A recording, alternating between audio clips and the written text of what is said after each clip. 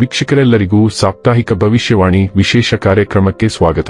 ಸ್ನೇಹಿತರೆ, ನವೆಂಬರ್ ತಿಂಗಳ ಕೊನೆಯ ವಾರದಲ್ಲಿ ಲಕ್ಷ್ಮೀ ನಾರಾಯಣ ರಾಜಯೋಗವು ಪ್ರಭಾವಶಾಲಿಯಾಗಿರುವುದು. ಈ ವಾರ ಬುಧ ಗ್ರಹವು ತನ್ನ ಸಂಚಾರವನ್ನು ತುಲಾ ರಾಶಿಯಲ್ಲಿ ಮಾಡಲಿದ್ದು, ಅಲ್ಲಿ ಈಗಾಗಲೇ ಶುಕ್ರ ಗ್ರಹವು ತನ್ನ ಸಂಚಾರವನ್ನು ಮಾಡುತ್ತಿದೆ. ಹಾಗಾಗಿ ಬುಧ ಮತ್ತು ಶುಕ್ರ ಗ್ರಹಗಳ ಸಂಯೋಗದಿಂದಾಗಿ ಲಕ್ಷ್ಮೀ ನಾರಾಯಣ ರಾಜಯೋಗವು ಸಾಕಷ್ಟು ಪ್ರಭಾವಶಾಲಿ ಆಗಿರಲಿದೆ. ಜ್ಯೋತಿಷ್ಯ ಶಾಸ್ತ್ರದಲ್ಲಿ ಲಕ್ಷ್ಮೀ ನಾರಾಯಣ ಯೋಗವನ್ನು ಬಹಳ ಅದೃಷ್ಟಶಾಲಿಯಾದ ಯೋಗ ಎಂದು ಕರೆಯಲಾಗುತ್ತದೆ. ಹಾಗಾಗಿ ಲಕ್ಷ್ಮೀ ನಾರಾಯಣ ರಾಜಯೋಗವು ನವೆಂಬರ್ ತಿಂಗಳ ಕೊನೆಯಲ್ಲಿ ಲಾಭವನ್ನುಂಟು ಮಾಡಲಿದೆ. ವೃತ್ತಿ ಜೀವನದಲ್ಲಿ ಪ್ರಗತಿ ಹಾಗೂ ಧನ ಲಾಭವನ್ನು ಪಡೆಯುವುದರೊಂದಿಗೆ ಧಾರ್ಮಿಕ ಯಾತ್ರೆಗೆ ಪ್ರಯಾಣಿಸುವ ಅವಕಾಶವನ್ನು ಪಡೆಯುವರು. ನವೆಂಬರ್ 24ರಿಂದ ನವೆಂಬರ್ 30ರವರೆಗಿನ ವೃಶ್ಚಿಕ ರಾಶಿಯವರ ಭವಿಷ್ಯವನ್ನು ತಿಳಿದುಕೊಳ್ಳೋಣ. ಈ ವಾರ ವೃಶ್ಚಿಕ ರಾಶಿಯವರ ಫಲಾಫಲಗಳೇನು, ಗ್ರಹಗತಿಗಳು ಹೇಗಿರಲಿವೆ, ಕೌಟುಂಬಿಕ ಸಾಮಾಜಿಕ ಜೀವನ ಹಾಗೂ ವ್ಯಾಪಾರ ವಹಿವಾಟು ಹೇಗೆ ನಡೆಯಲಿದೆ, ಅಲ್ಲದೆ ಯಾವೆಲ್ಲ ಸಮಸ್ಯೆಗಳು ನಿಮ್ಮನ್ನು ಈ ಸಾಪ್ತಾಹಿಕದಲ್ಲಿ ಕಾಡಲಿವೆ, ಅವುಗಳಿಗೆ ಪರಿಹಾರಗಳೇನು ಎಂಬುದನ್ನು ತಿಳಿಯಲು ಈ ವಿಡಿಯೋವನ್ನು ಸಂಪೂರ್ಣವಾಗಿ ವೀಕ್ಷಿಸಿ. ನೀವಿನ್ನೂ ನಮ್ಮ ಚಾನೆಲ್ ಸಬ್ಸ್ಕ್ರೈಬ್ ಮಾಡದೇ ಇದ್ದರೆ ಕೂಡಲೇ ನಮ್ಮ ಚಾನೆಲ್ ಸಬ್ಸ್ಕ್ರೈಬ್ ಮಾಡಿ. ಹೆಚ್ಚಿನ ವಿಡಿಯೋ ಅಪ್ಡೇಟ್ಗಾಗಿ ಪಕ್ಕದ ಬೆಲ್ ಐಕಾನ್ ಬಟನ್ ಕ್ಲಿಕ್ ಮಾಡಿ.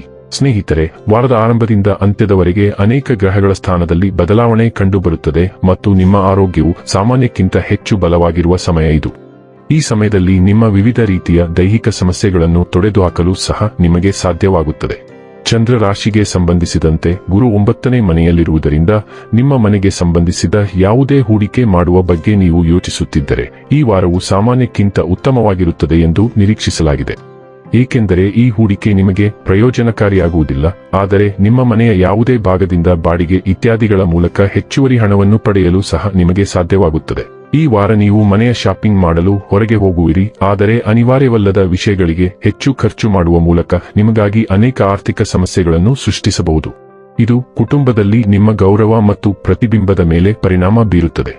ಚಂದ್ರ ರಾಶಿಗೆ ಸಂಬಂಧಿಸಿದಂತೆ ಶನಿ 5ನೇ ಮನೆಯಲ್ಲಿರುವುದರಿಂದ ನಿಮ್ಮ ರಾಶಿಚಕ್ರ ಚಿಹ್ನೆಯಲ್ಲಿ ಅನೇಕ ಪ್ರಯೋಜನಕಾರಿ ಗ್ರಹಗಳ ಉಪಸ್ಥಿತಿಯು ನಿಮ್ಮ ಶತ್ರುಗಳಿಗೆ ಒಳ್ಳೆಯದಲ್ಲ, ಏಕೆಂದರೆ ಈ ಸಮಯದಲ್ಲಿ ಅವರು ಸಕ್ರಿಯರಾಗುತ್ತಾರೆ.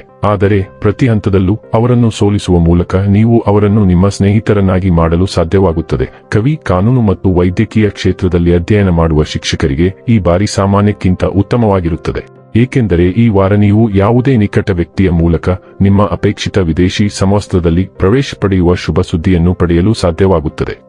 ಆದಾಗ್ಯೂ ಈ ಸಮಯದಲ್ಲೂ ಕಷ್ಟವು ಅಸಾಧ್ಯವನ್ನು ಸಾಧ್ಯವಾಗಿಸುತ್ತದೆ ಎಂಬುವ ವಿಷಯವನ್ನು ನೀವು ಅರ್ಥಮಾಡಿಕೊಳ್ಳಬೇಕಾಗುತ್ತದೆ. ಆದ್ದರಿಂದ ಈ ವಿಷಯವನ್ನು ಅರ್ಥಮಾಡಿಕೊಂಡು ನಿಮ್ಮ ಪ್ರಯತ್ನವನ್ನು ಸರಿಯಾದ ದಿಕ್ಕಿನಲ್ಲಿ ಮುಂದುವರಿಸುವತ್ತ ಪ್ರಯತ್ನಿಸಿ.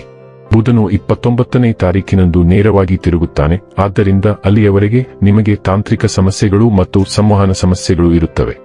ನಿಮ್ಮ ಮೊದಲ ಮನೆಯಲ್ಲಿ ಹಿಮ್ಮೆಟ್ಟುವಿಕೆ ನಡೆಯುತ್ತಿದೆ, ಆದ್ದರಿಂದ ವೃಶ್ಚಿಕ ಸೂರ್ಯ, ಚಂದ್ರ ಮತ್ತು ಉದಯಿಸುವಿಕೆಯು ಕೆಲವು ಸಣ್ಣ ದೈಹಿಕ ಸಮಸ್ಯೆಗಳನ್ನು ಹೊಂದಿರುತ್ತದೆ. ಇದು ತಾತ್ಕಾಲಿಕವಾಗಿರುತ್ತದೆ, ಆದ್ದರಿಂದ ನೀವು ಚಿಂತಿಸಬೇಕಾಗಿಲ್ಲ.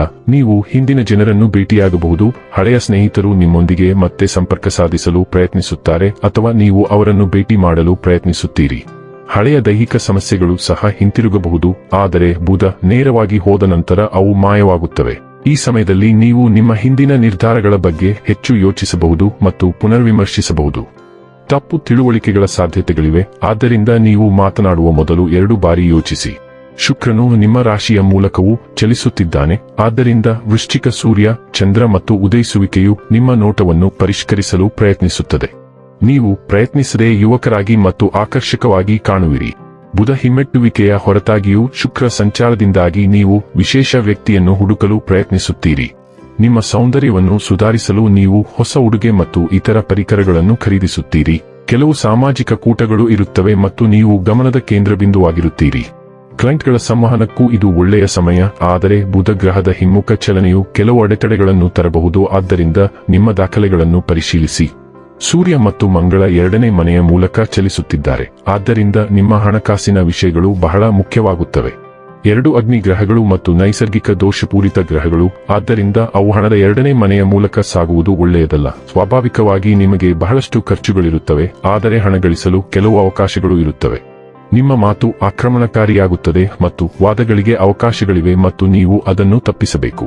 ನೀವು ಮೌಲ್ಯಮಾಪನಗಳನ್ನು ಕೇಳಲು ಯೋಚಿಸುತ್ತಿದ್ದರೆ ಇದು ಅದಕ್ಕೆ ಸಮಯವಲ್ಲ. ಬುಧ ನೇರವಾಗಿ ಹೋಗುವವರೆಗೆ ನೀವು ಕಾಯಬಹುದು. ಇನ್ನು ಕೊನೆಯದಾಗಿ ಮಾಡಿಕೊಳ್ಳಬೇಕಾದ ಉಪಾಯಗಳ ಕುರಿತು ನೋಡುವುದಾದರೆ, ಶನಿವಾರದಂದು ಶನಿ ಗ್ರಹಕ್ಕೆ ಯಜ್ಞಹವನ ಮಾಡಿ. ವೀಕ್ಷಕರೇ, ಇದಾಗಿತ್ತು ವೃಶ್ಚಿಕ ರಾಶಿಯ ಜಾತಕದವರ ನವೆಂಬರ್ 24ರಿಂದ ನವೆಂಬರ್ 30ರವರೆಗಿನ ಫಲದ ಮಾಹಿತಿ ಇಷ್ಟವಾದರೆ ವಿಡಿಯೋವನ್ನು ಲೈಕ್ ಮತ್ತು ಶೇರ್ ಮಾಡಿ. ಹಾಗೆ ಚಾನೆಲ್ ಸಬ್ಸ್ಕ್ರೈಬ್ ಮಾಡುವುದರ ಜೊತೆಗೆ ನಿರಂತರ ವಿಡಿಯೋ ಅಪ್ಡೇಟ್ಸ್ಗಳಿಗಾಗಿ ಪಕ್ಕದ ಬೆಲ್ ಐಕಾನ್ ಕ್ಲಿಕ್ ಮಾಡಿ.